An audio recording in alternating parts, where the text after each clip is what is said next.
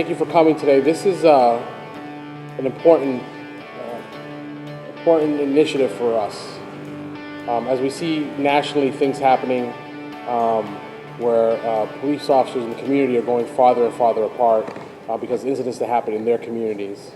I thought it was important to have a conversation with the chief about how do we make it so that in our community people are coming closer together.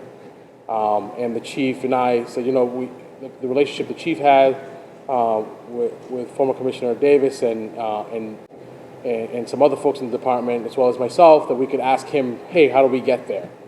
And so we have the pleasure of asking former Commissioner Davis and his company to come down and do some training.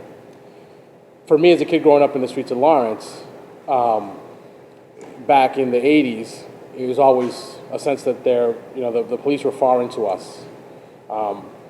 Having a house here, becoming the mayor, having to deal with the crime that we've had in the last couple of years and before, I have always had this concept that the police are a resource to fix the way we live and make the way we live better. They're part of the solution of this and not part of the problem. And so what I wanted to do is, and we said that when we first came in here, we were handed a department that was divided, that was demoralized, diminished, and frankly, we have tried to build that department back up, give them every resource they ever need. We appointed what I think is a first-class chief, Chief Fitzpatrick. We immediately went about filling new police vehicles, fixing the station as best we can. It's not a new one, but it's fixing it the best we can. But I think the effort of making it a place where the police officers understand that we care about where they work was important to me. So good leadership and good equipment, and then finally good training. We also made sure that if people had complaints to the police department, we set up a database process where all complaints are databased. We use basically the same system that the Boston PD uses and other national large police departments. But we did all that because it matters the environment the police officers work in so they can go out into the street and do a great job. But the training part of it, for me, is essential. We want police officers to say, we were trained to do X. And today, things are changing so fast that it's important to always have good training. And I couldn't think of anybody better than former Commissioner Davis and his staff to come out and talk to us. But none of this could have been possible without the leadership of Chief Fitzpatrick. And we've had a tough couple years together. And I think that part of leadership is leading in tough times and not easy times. And we have come through, and I think the crime stats will show that crime is down. I think that the unease and the sense of disorder that folks have is really about the type of crimes that we have seen. It's tough to get over a homicide on Easter Sunday in daylight. It's hard to get over a young kid losing his head. It's tough to get over those things. But we are on the other side of those things, and I think the department is a better department because of it. We have better policies in place.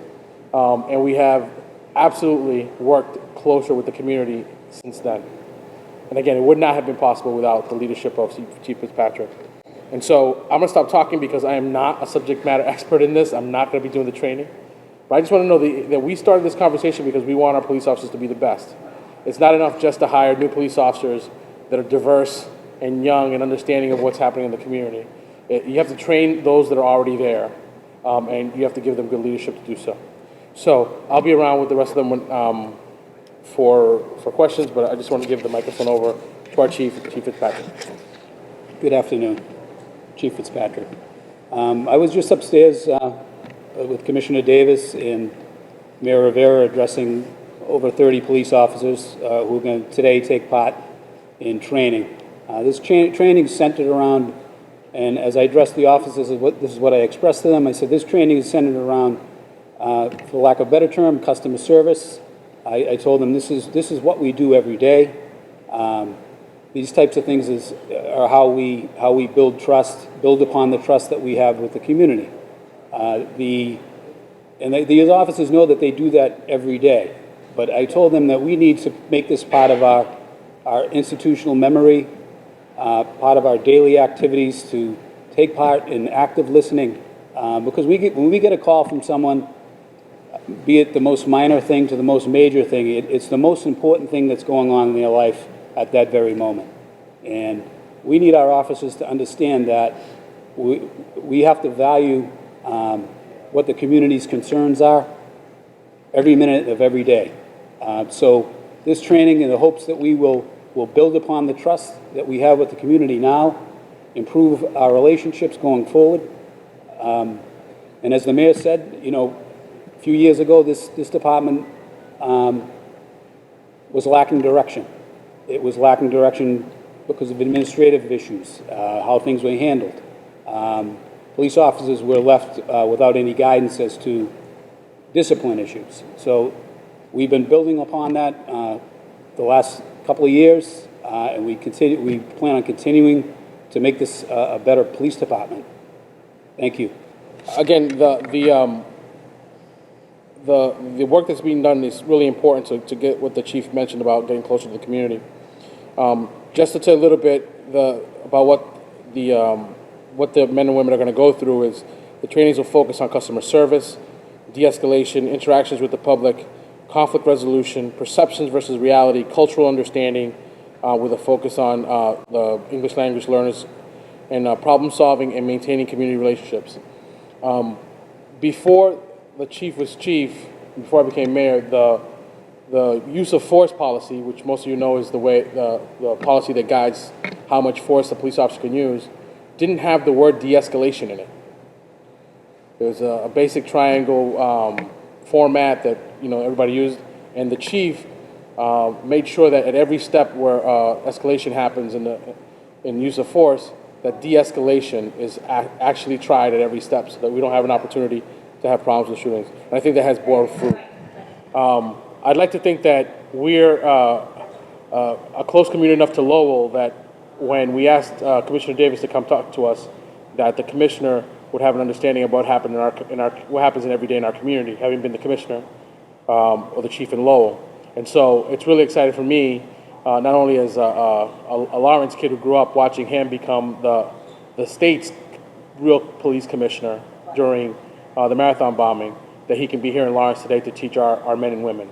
And so with that, I'd like to introduce former Commissioner Ed Davis. Thank you, Mayor. Good afternoon to everybody. And, I just want to take a brief minute here. It's awful hot in this hall, but take a minute to just applaud Mayor Rivera and Chief Fitzpatrick for taking proactive steps to deal with issues that are happening in businesses across the country. It's not just policing that needs work as far as training and customer service. I spent some time yesterday in the office of Chief Jim O'Neill, the Commissioner of the New York City Police Department. And Jim has had great success in the New York City Police Department, but the night after, he was heading off to the funeral of an officer, Officer Familia, who was actually assassinated in a police vehicle. These are difficult times in the nation. They're difficult times in policing. But I love it when a police department recognizes that training is so important that they're going to do something before this trouble. The proactive outreach and decision to address this complex issue didn't happen because the Justice Department came in and said it had to happen, which is the rule in so many departments. Mayor Rivera wants to do the right thing by the city here. He wants to make sure that his police are responsive and practicing community policing out there, and that's the focus of what we're doing today. I have two of the best people I've worked with that are presenting to the offices upstairs. I had an opportunity to talk to them directly and to talk about the changes in policing since I was on the streets of Lowell and working right here in Lawrence. I did drug cases right here in this city back in the 80s and 90s, and I know the city well. It's a great city. It's a city that's should be proud of their police department, and they are proud of their police department. And we want to make sure, working closely with Mayor Rivera, that continues. So thank you all very much. I appreciate it. And if there's any questions, please feel free. Before we do the questions, I just want to make sure that people know, thanks to Northern Essex Community College for allowing us to have the training here.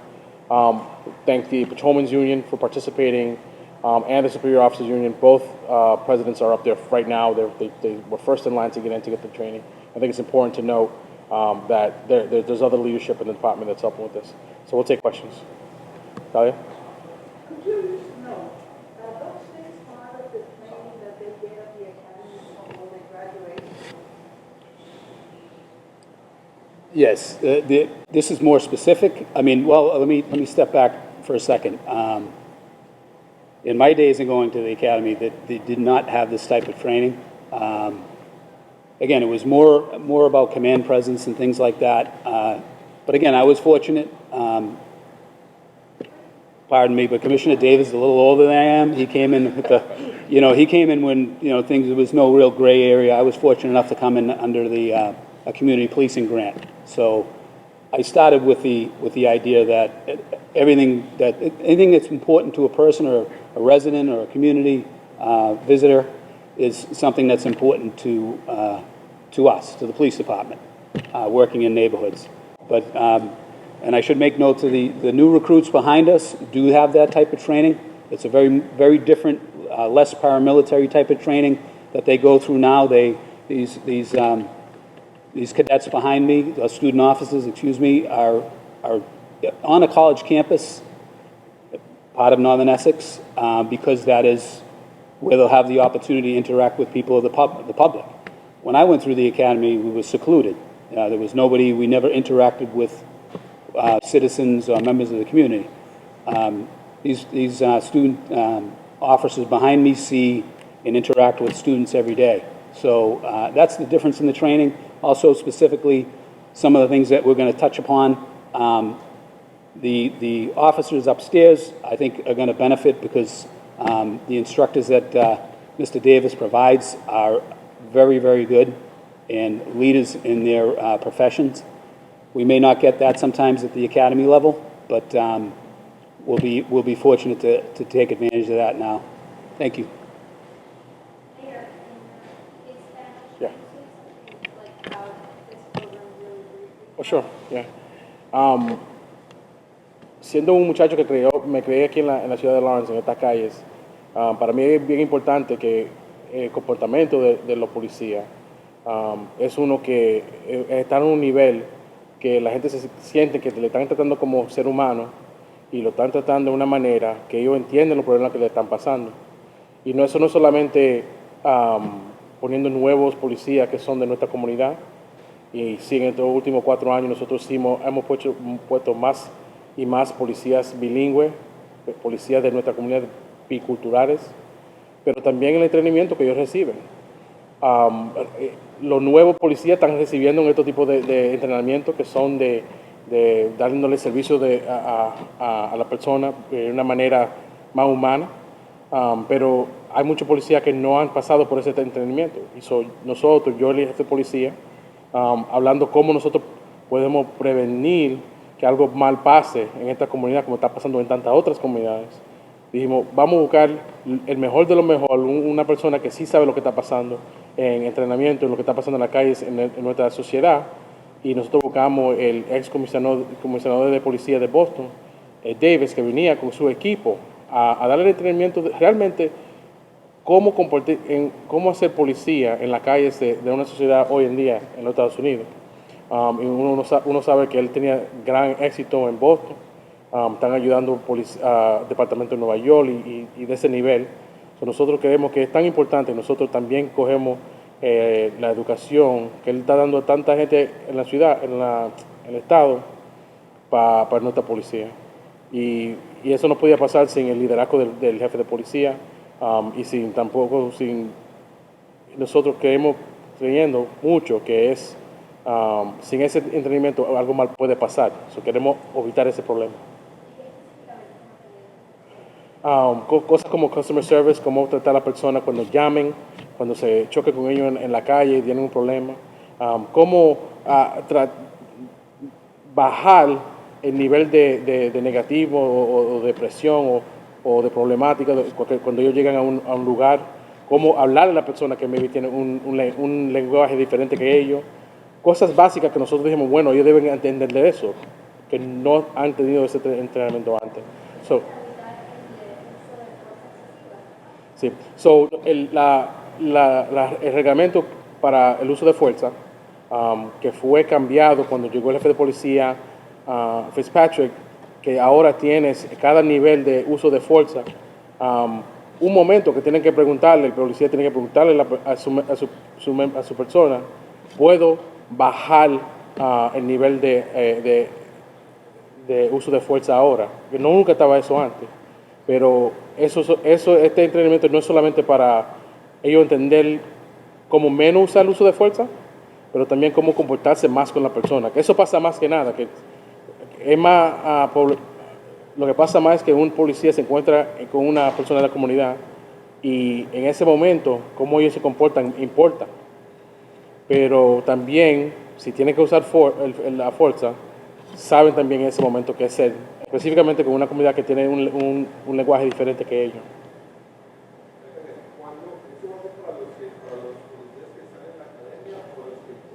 No. Ca- Ajá. No, los dos. Cada policía que está ahora mismo en el cuartel de policía, somos 100, how much? 130? Active 133. Yeah. 133 policías que están activos, ellos todos van a pasar por el entrenamiento. Y también los que están en la academia, ellos están recibiendo ese entrenamiento ya, adentro de la academia. Exacto. ¿Cuál? Ajá. Son 2 días de clase y una charla después, en un día que no sé el día específico, pero son 2 días de clases para las personas que no pueden ir hoy en día, pueden ir el otro día. Y también es una charla que van a dar el otro día que cuando le conviene a todos. Y el viernes, este viernes, se gradúan la gente que están en la academia, que están atrás de mí, ellos se gradúan este viernes. Chris, ¿qué? Another question for the chief. Sure. Do we ever send any of our officers to the classes held by NERPI, the Northeast Regional Police Institute? Yeah, that is, that's in-service training, Yes. but they've since renamed that. It's actually out of Reading. I mean, some people still call it that, but it hasn't been recognized as Northeast Regional Police Institute for a few years. But every year we do 32 hours of in-service training. That's mandated by the state. This training that we're conducting today is over and above that. Every year we try to do more hours that are required because of the ever-changing nature of policing. And things that we need to deal with that change on a daily basis. So these are the things that we're trying to address with this additional training. I used to go to NERPI. I haven't heard that in years. That's good. That's good. But that again, and the chief's not really good at blowing his own horn on this, but he also sent all the men and women to use of force training that hadn't happened here in a long time, and that was again above the number of hours that were mandated. And I believe that was 2 years ago they all went through. Yeah, they on a rotating basis. On a rotating basis, they go while they're on shift for 2 hours at a time. And again, it's good refresher. Things like these, it helps build confidence in police officers when they know this is the right thing to do. They're instructed. They work on their technique. And that way you avoid injury by not only the person that they're trying to take into custody, but also avoiding injury of themselves. Did you have something, Keith? Anything else? I want to know what is the advantage of having the police officers in the community be closer? For example, when you meet a police officer on the street and you interact with that person, or you're not using force, Yeah, I'll let the chief and the commissioner say their perspective. My perspective on it is two things. One is we hire police officers to help us to keep our streets safe. So the more that we communicate with them on where and how and what's happening, that will make our streets safer. So if that communication is broken down in any way because people are either afraid or they don't trust and things like that, it breaks the reason why we actually have them, because you can't communicate with them. And then the second piece is it's more personal. I feel like the first piece is more personal. The second piece is more about this idea that without the help of the community, you really can't solve a lot of crimes. And so the more that the police can get communicating with the community, the better it is for us to keep crime down. If you don't have a good relationship with the bodegueros per se, right? If something happens in front of a bodega and they don't let you in to see their videotapes, good luck solving that case. If you don't have a good relationship with the taxi drivers, and then clearly you see a taxi driver at the scene of a crime and you don't get them to come and talk to you, then I just feel like that it makes their jobs easier, not because we want to make their jobs easier, because it makes their ability to solve crimes faster. And so that's two things. One is personal, we hire them to help us, so we got to communicate with them, and then the second one is it just solves the crimes faster. But that's just my opinion. That actually is a really good, if you don't mind, Joe, I just mention it. It's a really good question because it really speaks to people's perception of the police. When they invented the police in the 1830s in London, they were looking for something that is not the army. They already had the army. They could have called the army in to police the streets.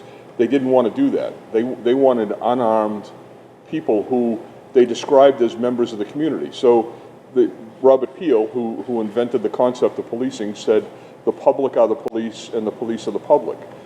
They're all supposed to be an integral part of the community, and they should know each other, and that's when the relationship works best. If you look at police as an armed force, like the military, you don't get what the police are supposed to be. They're supposed to be a civilian force that's not the military, that's working in the community and with the community. And that's really what they're doing here. And you're looking at the future of this city right now, right behind me. These guys have one more week to go. There's other offices out there. But what that tells me is Mayor Rivera has invested in his police department, and that's what makes the community safe. So nice work, Mr. Mayor. These guys graduate this Friday, is that right? Yeah, these guys graduate Friday. Congratulations. These are all guys coming to Lawrence. Okay. They got, So these are 7 coming along. yeah, and we have 3 in the Lowell Academy. Yes, correct. And so they'll be sworn officers? You can come Friday morning. Friday morning. And that will bring you number to 133? No, yeah, let's get to 123. Yes. Can you describe the next for me between there's 3 days of community relations training and a half day of customer service training? What's the difference?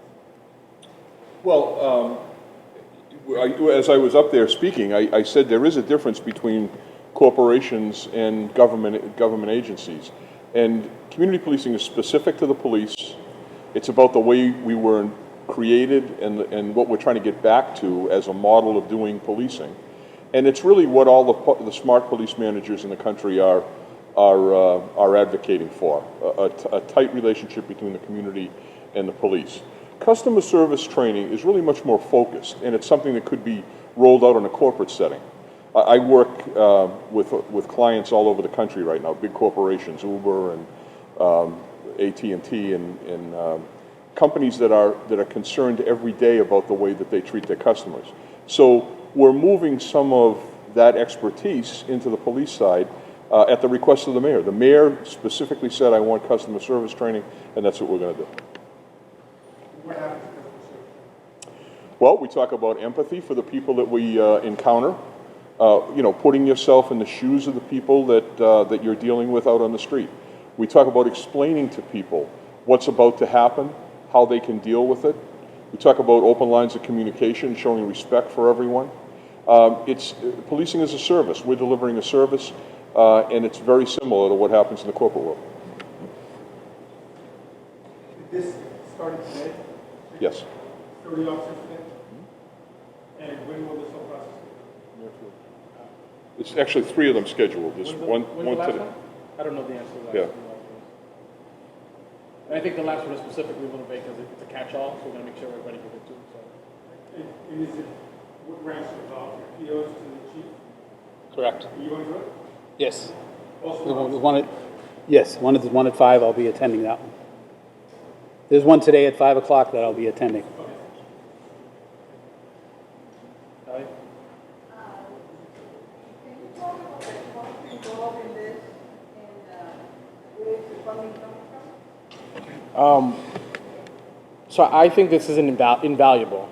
And so when we talked about it, and it's funny because when I called the commissioner, and, I said, we want to pay you for it. We don't want you to come because, poor Lawrence. We want you to pay for a professional service that you guys have. And so we found it in the chief's budget. We procured it last year. I think I don't know what the total number is. Amanda, do you remember what the total number was? You remember what the total number for cost for the training? 20? $14,000. And it's coming from the general fund money from the chief's police budget from last year. Is that part of the training at all, or is it? Yes, I've already addressed it. Yeah. Yep. Where else have you done this? Well, we've done training all over the country, actually, mostly for corporations. But I'm currently or formally on the monitoring team for Ferguson Police and NYPD. And the NYPD criteria for community policing is part of our responsibilities as part of the consent decree. So we've worked in all of those places. I mean, I've done community policing training in San Diego, in all over the country actually, and just came back from Singapore, where I dealt with the Singapore police on terrorism and working with communities. So it's a pretty big part of my company.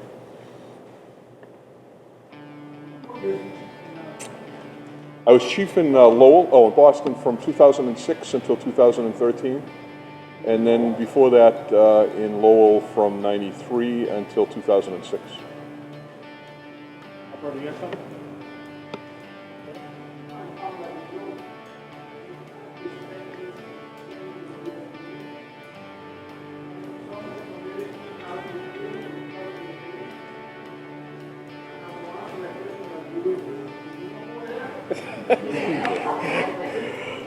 I'll let the chief answer from his perspective. I think that's a pretty interesting thing. We like to do everything one thing at a time. We came here, there wasn't enough police officers, so we hired a bunch of police officers. There was other problems. We deal with those basic problems. I think the youth police academy that they're doing is part of that. I think the SROs in the schools is part of changing the way police officers and the community meet, and having them understand the new role they play. It's not just like they pull up on you and they arrest you. There's all the stuff that police officers do. So I think that some of that is going on. Adults and new immigrants that come to our community, I don't know how we would do that, but I'm open to suggestions. Chief?